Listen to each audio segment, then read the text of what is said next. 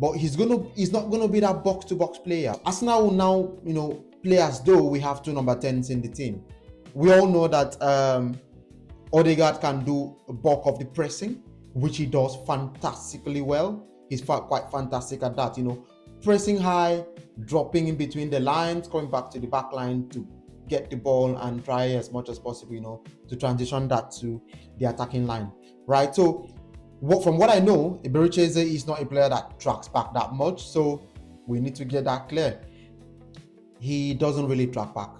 He stays more on the halfway line, and once the ball gets to him, he would perform his magic. Okay, we need to get that clear, and we need to understand how it's going to work, just so that if he doesn't track back, the fans wouldn't start mourning, because we already know the profile of player that Arsenal are going for.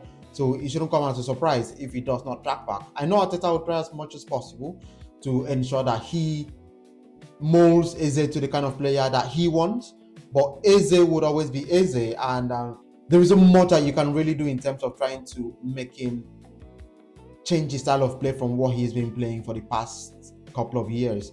We all know he was in the Arsenal Academy until he was 13 before, QPR gave him his first scoop. And from what I heard, QPR are going to take 15% of the sign-on fee as well. So that's them cashing out for giving a player a chance when other teams did not give him that chance, right? So for Eze to function very well in the number 8 position, partnering the midfield with Odegaard, I believe Skelly needs to be the number 3 guy, like playing 3, because he drifts into the midfield to create that overload at the center, giving Eze the license to really push forward, and perform his magic. Also, it's going to be giving a lot of support to either Martinelli or Trossard or whoever is going to be playing the flanks, because we all know that for the past couple of seasons, the left-hand side has been sidelined, if I want to put it that way. How do I mean sideline? Martinelli tries to beat one player, and before we know, they're doubling up and tripling up on Martinelli, and he's left with no option than to take it in the corner flags and try to, swing across in, or lays the pass back to whoever he can find in the number 3, be it Calafiori or Miles Kelly. But most of the time, like the last season, he was playing with Kelly because Zini and Calafiori were injured most of the time.